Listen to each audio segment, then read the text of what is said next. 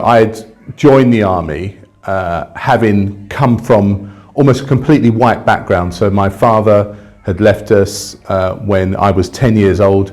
So I'd been brought up in a white environment with a white mother, with white people around me, no real interaction with black people. I was wary of black people, and I couldn't quite understand why I wasn't black, why I was this sort of funny brown colour.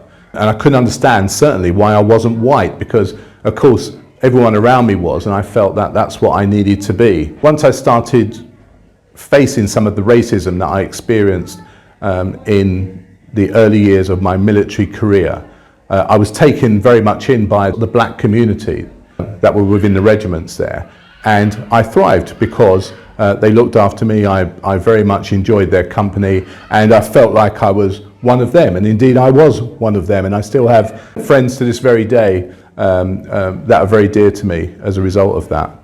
There was a number of challenges, of course, but I loved going on the courses. I loved learning things. I loved growing. I was growing physically. You know, when I'd arrived at my first unit, I wasn't very good at sports. I wasn't very good at this, that, and the other. And as I physically grew to sort of like my 6'2", and then I become quite athletic, and I started getting into lots of different sports. So I loved playing all the different sports and the different adventure training. In fact, one of the funny things was in 1980, I got sent on exercise Snow Queen, which is a skiing exercise down in Bavaria, southern Germany.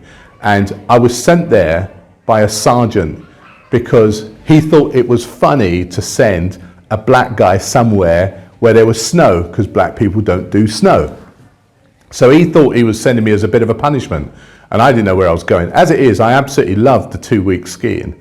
And at the end of that particular period, there wasn't enough people to come down on the next lot, and so a message went back to say, is there anyone that's here that can stay down? And the sergeant then turned around and said, ha, ha, ha, yes, keep Lawrence down there, he must be hating it. So my first experience of skiing was a month long down in Bavaria, and I absolutely loved it. And by 1984 I was a qualified ski instructor, and I ski to this very day. So it's a sport that I very much love, and I've done lots of. Thank you to a very kind-spirited sergeant, let's say it that way. And you joined as a gunner, and you progressed over the years to a lieutenant colonel. What was this meant to you over the years, and how did you absorb all of this?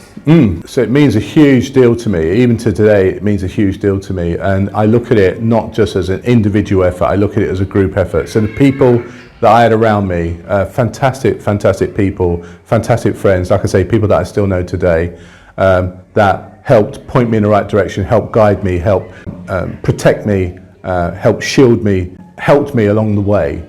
And I was fortunate enough to be able to progress through to WO1 Regimental Sergeant Major, which was, everyone thought was a fantastic achievement, as I did. How could you do any better than that? And then I was fortunate enough to be successful on my commissioning board and commissioned in 2003. I knew right then that I really wanted to be a Lieutenant Colonel. Lieutenant Colonel, as you know, as a late entry officer, is the highest rank that you can go to. You can't go beyond that. So I wanted to get to the top of the ladder, and I knew that it was going to be a real task, but one that I wanted to take on. And I got very fortunate along the way. There were some opportunities that I exploited, that I took advantage of. One of those being the ICSE, Intermediate Command and Staff College, is a course that's run at Shrivenham, a staff course that's run at Shrivenham, and at the time was only for direct entry officers, those officers that had joined straight into Sandhurst. And they were thinking about opening it up to late entry officers. And I was one of the individuals that was identified as someone who maybe wanted to go on trial as a pilot onto one of those courses, which I accepted and which I did. And there was a lot of consternation at the time. There was a lot of people that I knew that were in a similar position to me that contacted me to say, what the hell are you doing this for? You don't want to go to staff college and be educated at this time in your life, and it's a mistake. But it was an opportunity, and I wanted to put my head above the parapet, and I went and I done it, and I very much enjoyed it. Now, whether I would have been promoted to Lieutenant Colonel or not had I not done that course, I don't know. But what I do know is that the staff training that it gave me enabled me to do some staff appointments, and those staff appointments I really enjoyed, and I believe that they helped my career and in getting me to that pinnacle of promotion.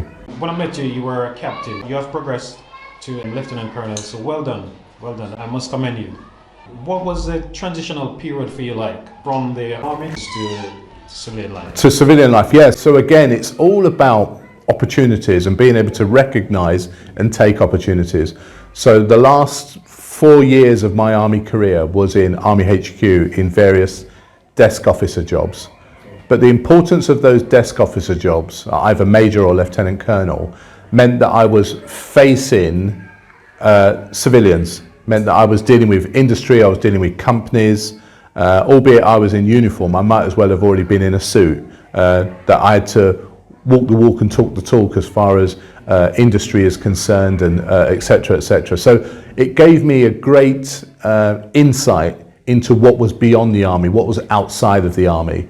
It softened that blow considerably, and what it meant was two things. One, I was able to create a really great network, a huge, fantastic network of people that I'd met outside the army.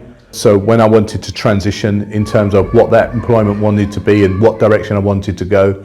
And two, it gave me the tools really in terms of understanding what they did, understanding how you talked about those things, how you articulated yourself in those particular situations, and therefore able to really have a smooth transition. My transition was very, very good. I'm very grateful for it, yeah.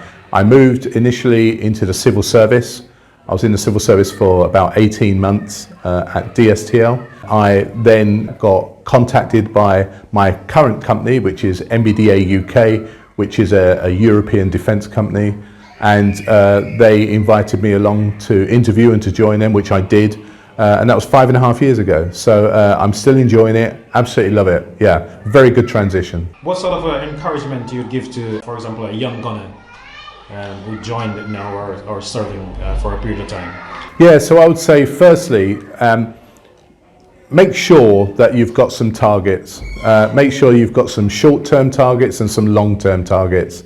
Don't worry too much about the long-term ones. Worry really about the short-term ones and just try and achieve those as best that you can.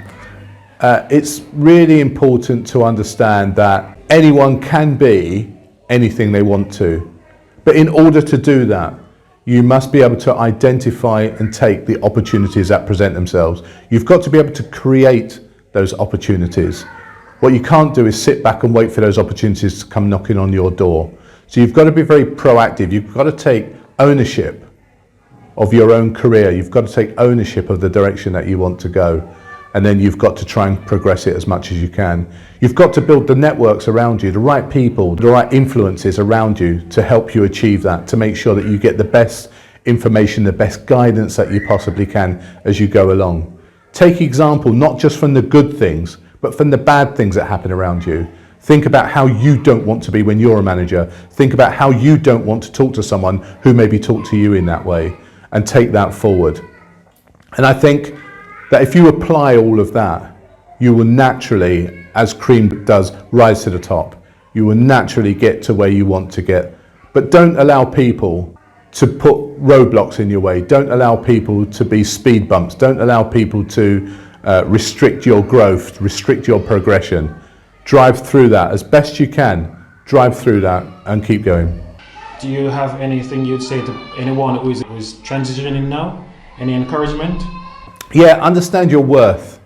So it's when you've been in the armed forces, you become very short-sighted to actually what you're worth. And you know, there's lots of industry out there that wants you for the skills that you got, for your leadership, for your values and your standards. All of those translate very well into civilian street, you know, when you transition. Don't sell yourself short, and it's easy to do that. And as ex-military or as military or ex-military, we're very self-deprecating, and we don't sort of promote ourselves particularly well in front of others. Learn how to promote yourself, be bold, be honest, and sell yourself. The $1 million question, sir. If you're given the chance to rejoin, would you rejoin? If yes, why?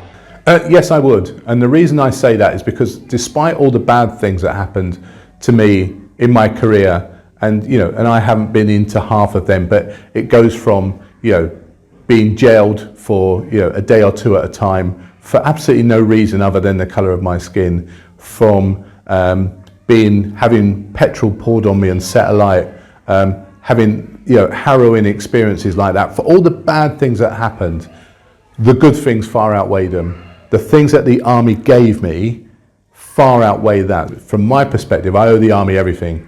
It gave me family, it gave me purpose, it gave me the roof over my head, it gave me the food in my belly, it gave me the education over the years that I've gained, it gave me the money that's in my bank account, that's bought my house, that's bought my car, it's enabled me to meet my wife, it's given me everything. And right at the very end of my military career after 37 years, the experience and the skills that I gained allowed me to transition into a really good industry job. So even into my civilian job, the army gave me that. So I have been able to have social mobility from where I came from to where I am. A huge gap has been overcome there. And I owe that to the army, as far as I'm concerned, and my service. And I'm extremely grateful for that. So yes, I would do it all again. That's wonderful. But first, sir, I must commend you for the service that you have offered, not only to this country, but throughout the world, wherever you have gone and served. And also, I would like to express my deepest gratitude to you for making this interview possible.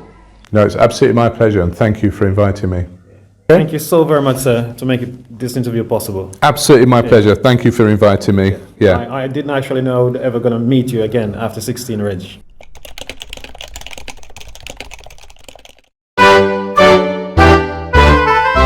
Well, it's a pleasure. It is a pleasure for me as well, and thank you for reaching out and making contact. Okay, wonderful. Okay, wonderful. brilliant. Thank you. Thank you so very much, sir. Thanks.